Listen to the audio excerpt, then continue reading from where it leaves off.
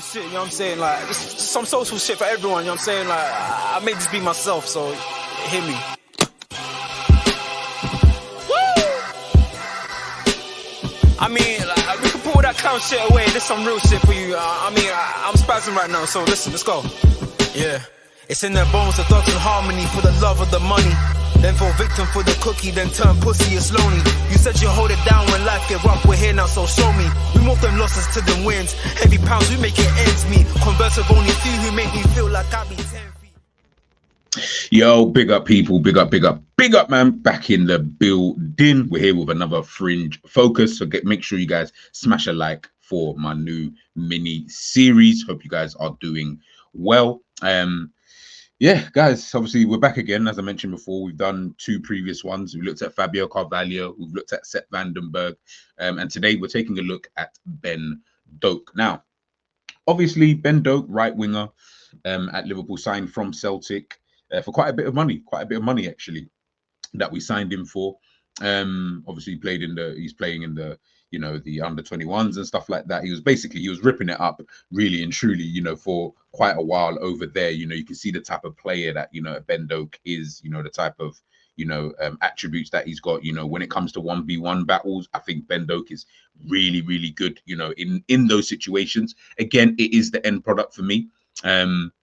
Yeah, I do think at times it's more, he gets into those situations, his decision making at times, I don't think, is very good at this moment in time. That's not to say it won't get any better. And I think with time anyway, if he keeps on doing that, what he is doing, it will, naturally get better. Close ball control, he's got pace. It's the dribbling that I really, really like about him, in terms of understanding, where the ball needs to be in order for him to be able to beat his man. That's something I really do like about Ben Doak.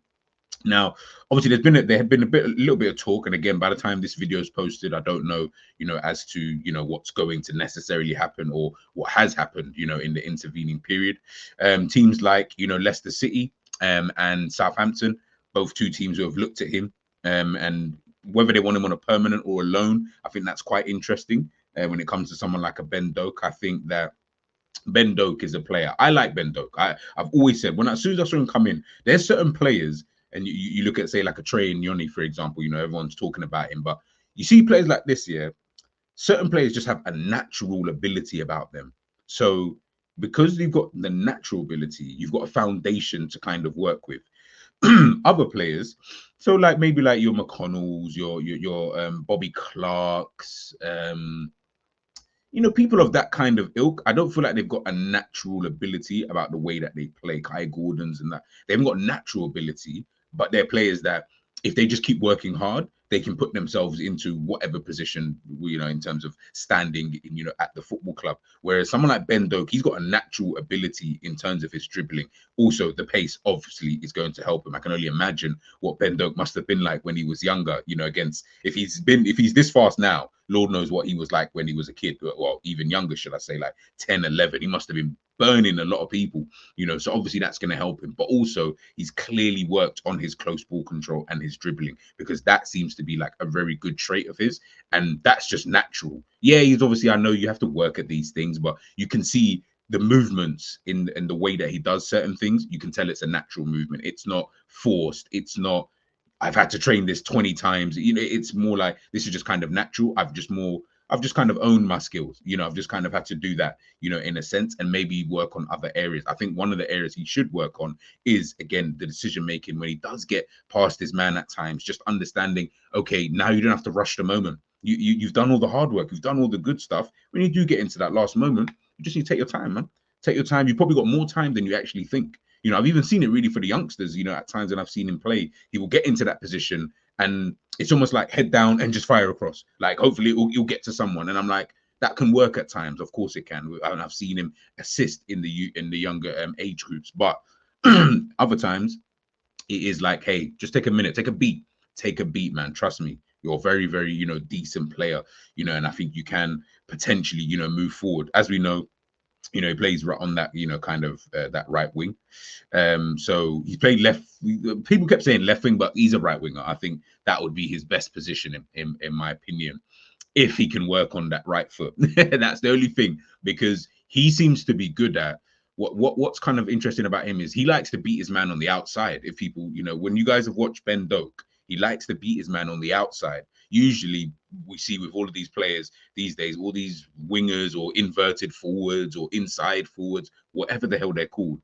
All of these guys, if you're, for example, Mo Salah's not beating his man, even in his heyday, isn't really beating his man on the outside. It's more about the potential 1-2s coming inside, be able to get a shot off, making those runs, kind of thing. It very rarely was it on the outside. You see it on the left-hand side, again, with those kind of players, it's about cutting in. Everyone wants to cut in because you want to cut into your favorite foot. Ben Doak, always seems to me like someone who can probably do both, but I more see him beating guys on the outside. And I don't know if that's like the shock that defenders have with him, when he is playing, that they're in their head, they're thinking he's left-footed, so he's going to want to cut in. But instead, he just beats him on the outside. And again, I do rate Ben Doak. I really, really do rate him. So hearing that news about the whole Leicester City and, Southampton and stuff like that, listen, look, he's been out injured. Again, like about Cechich, they've been out for like a whole season, so it's so difficult to judge because you really don't want to put them, or you don't want to put them in a position where you're like, oh, but he needs to be doing X, Y, and Z by this point, and keep him around and stuff like that. I wouldn't have a major problem keeping someone like him around. Yeah, I don't know. It depends on how many games you think as Mo Salah will be able to play if he's going to obviously be the right winger at that time. It depends on how many games you think Mo Salah will be able to play. His fitness looks calm as always, and Mo Salah is a very fit individual, so he's going to play the majority of the games. So if you're then saying, well, Mo's going to play majority and this guy's then just going to be like a backup and someone who could potentially be molded, then I'm not too mad keeping him there.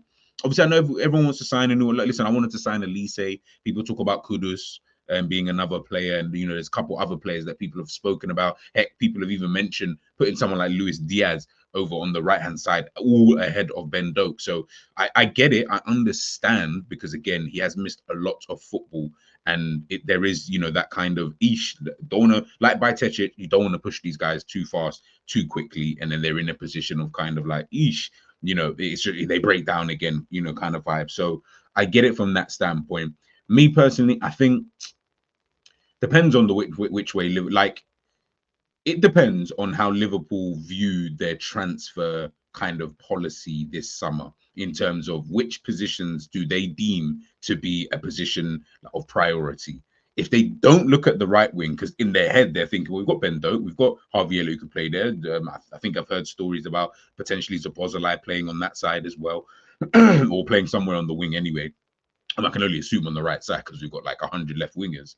Then maybe they might not look at that area unless an opportunity arises. As we've kept, we keep hearing about opportunistic deals and stuff like that. Maybe if someone who they like becomes available for a cheap price, maybe they'll go for him. So then that's when you're like, okay, Bendo, you go out on loan.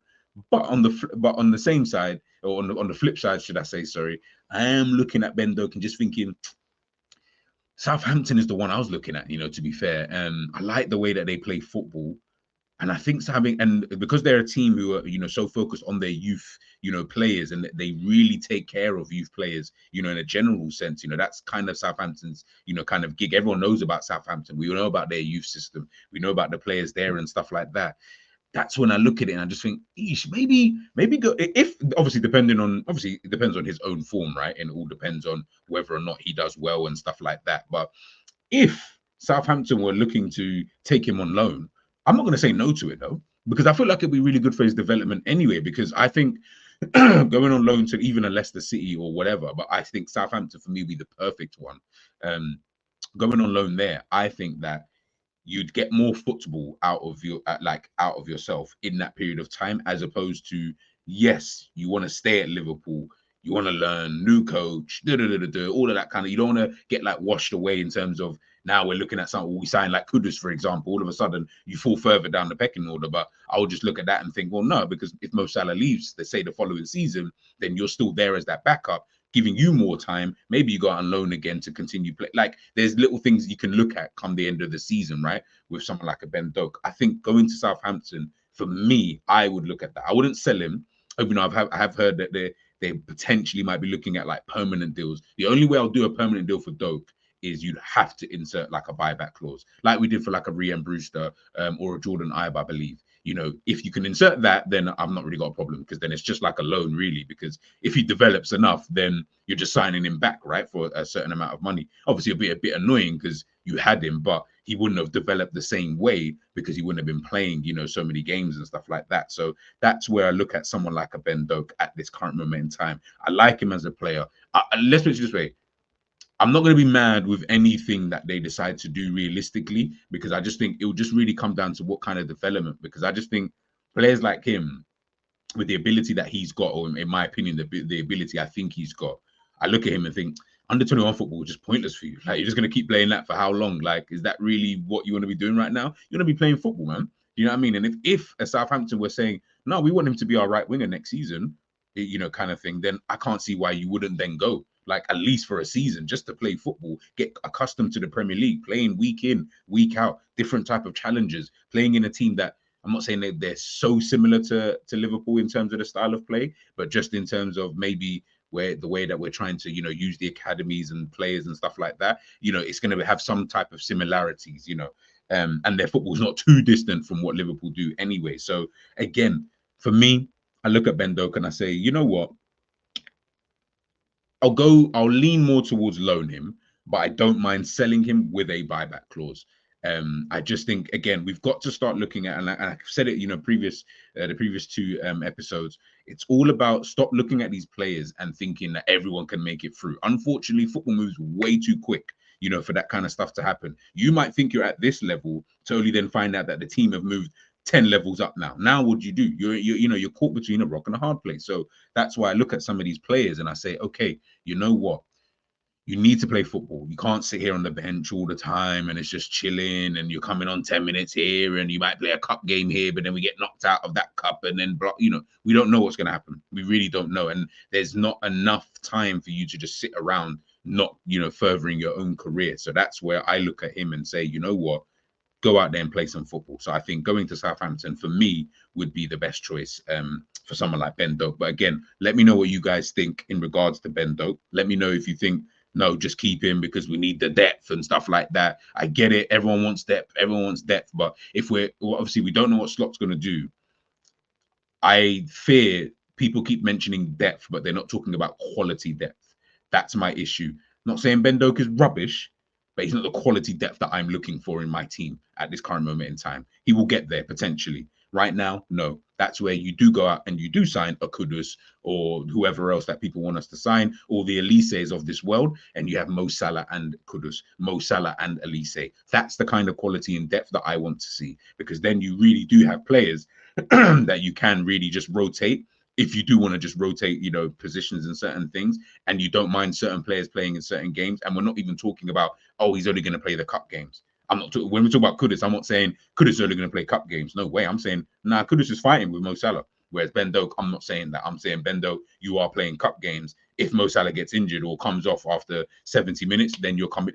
That's not really what you want to see. Do you get what I'm trying to say? Like, and I'm not going to be overly confident with you starting big Premier League games or certain Premier League games, you know, so to speak. And if they are, it's going to be very few and far between, not enough to keep your development going, you know, going forward. So yeah, man, loan him out for the season, let him get some football back under his belt, and then take it, you know, really from there. But people, let me know in the chat, what do you guys think in regards to Ben Doak? What would you like Liverpool to do? I've said loan. Let me know your thoughts in the comment section. I'll catch you in another one. Peace.